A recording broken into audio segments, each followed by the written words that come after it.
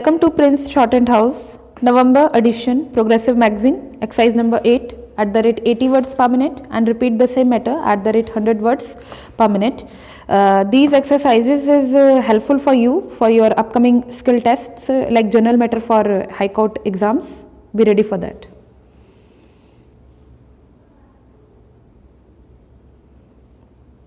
Start. Very broadly, a PIO card holder will enjoy parity with NRIs in respect of all facilities presently available for acquisition and transfer of immovable properties in India, admission of children to educational institutions in India, and under the various housing schemes of central and state government agencies. The details of the scheme have been worked out and will be announced very shortly.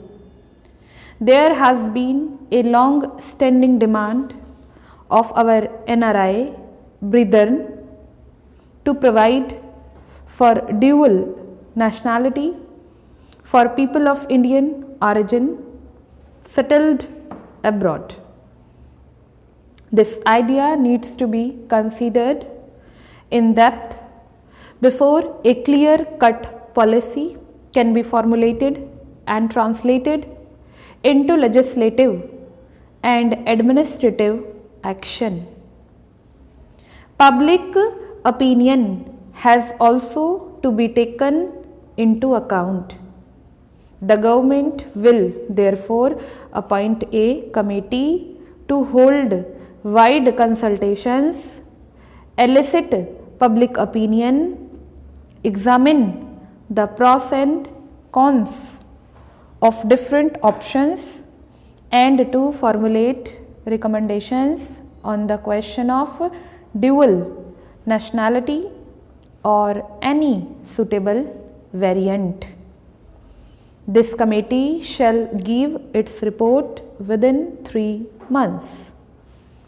I am given to understand that NRIs who receive dividend on non-repatriable investments are sometimes being required to furnish an undertaking that they will pay tax if required to along with a certificate from a chartered accountant. This is an aberration since we know that dividend in the hands of individual investors is now not taxable in India. If more information about this is given to the finance minister, we will redress the situation. For years, there was strong criticism of the draconian Foreign Exchange Regulation Act. My government therefore introduced a bill in the Parliament to replace FERA by a more liberalized and progressive Foreign Exchange Management Act. I understand, however, that there are reservations about some clauses in the proposed FEMA, particularly those relating to the definition of resident. I assure you that we will initiate discussion on this issue and resolve the genuine apprehensions of the NRIs in this regard. I am particularly happy to note that this conference is focusing on non-resident Indians as potential investors and entrepreneurs. NRIs are doing very well in their respective fields by dint of their hard work and intelligence, they have made their mark in highly developed and competitive countries despite the handicap of being outsiders. They have substantial financial assets, but equally or more importantly, brains. They are a brain and talent bank. We all know that in the developed countries, particularly in the UK, USA, and Europe, NRIs have achieved recognition and commendation because of their world class technical and management skills. Now, repeat, be ready. Start.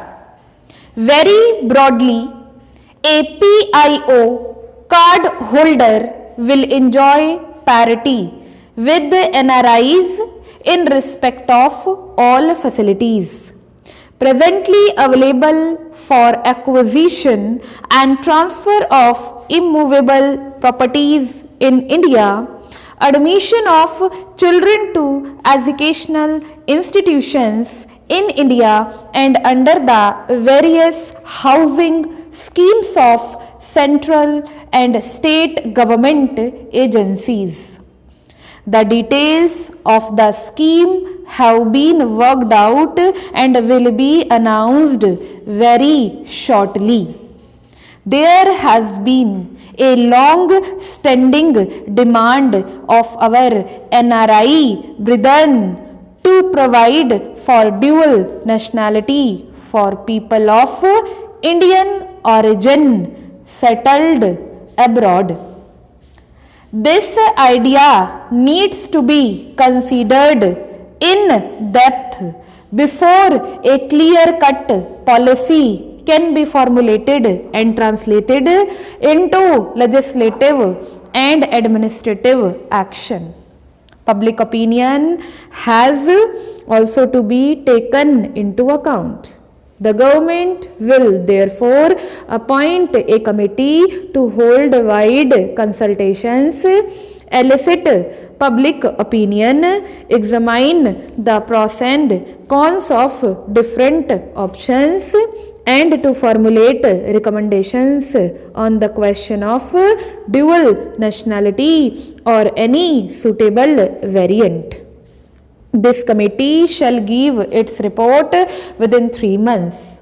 I am given to understand that NRIs who receive dividend on non-repatriable investments are sometimes being required to furnish an undertaking that they will pay tax if required to along with a certificate from a chartered accountant.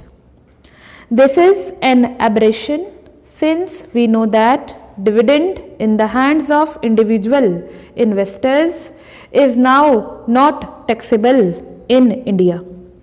If more information about this is given to the finance minister, we will redress the situation. For years, there was strong criticism of the draconian Foreign Exchange Regulation Act. My government therefore introduced a bill in the Parliament to replace FERA by a more liberalized and progressive Foreign Exchange Management Act. I understand, however, that there are reservations about some clauses in the proposed FEMA, particularly those relating to the definition of resident. I assure you that we will initiate discussion on this issue and resolve the genuine apprehensions of the NRIs in this regard. I am particularly happy to note that this conference is focusing on non-resident Indians as potential investors and entrepreneurs. NRIs are doing very well in their respective fields. By dint of their hard work and intelligence, they have made their mark in highly developed and competitive countries despite the handicap of being outsiders.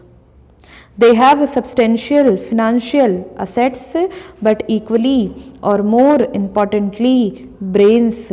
They are a brain and talent bank. We all know that in the developed countries, particularly in the UK, USA, and Europe, NRIs have achieved recognition and commendation because of their world class technical and management skills. Now, stop.